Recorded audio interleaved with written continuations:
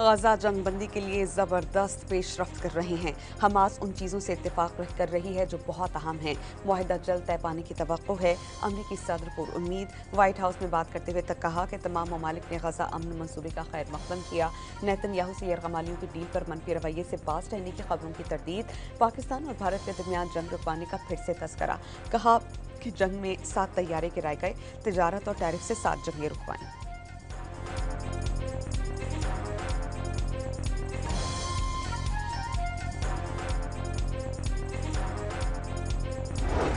مصر کے شہر شرم الشیخ میں حماس اسرائیل بالواسطہ مذاکرات۔ حماس نے 6 سرکردہ فلسطینی قیدیوں کو رہائی اور بڑے پیمانے پر غزہ میں امداد کی فراہمی سمیت متعدد شرائط رکھ دیں۔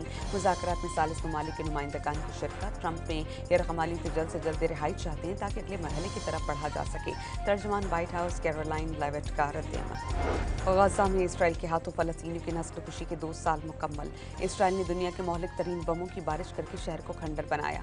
خواتین، بچوں اور بزرگوں سمیت 66,000 سے زائد فلسطینی شہید ہوئے، 1,70,000 زخمی۔ بمباری کا سلسلہ اب بھی جاری۔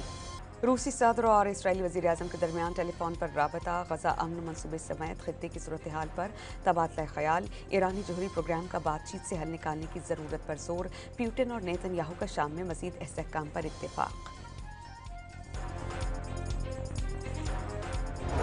یوکرین جنگ کے خاتمے کی کوششوں کو دھچکا۔ امریکی صدر کا یوکرین کو ٹام ہاک میزائلز کی فراہمی کا فیصلہ۔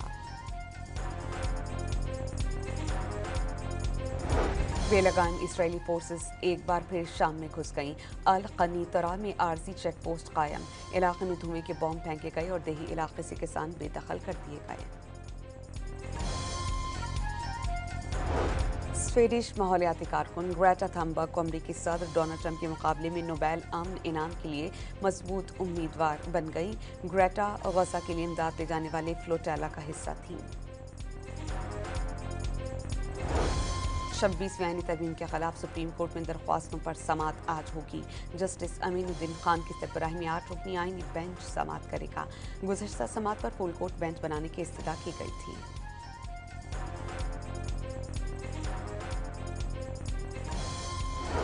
اور گلگت بلتستان کے پہاڑی علاقوں میں برف باری اور میدانی مقامات پر بارش۔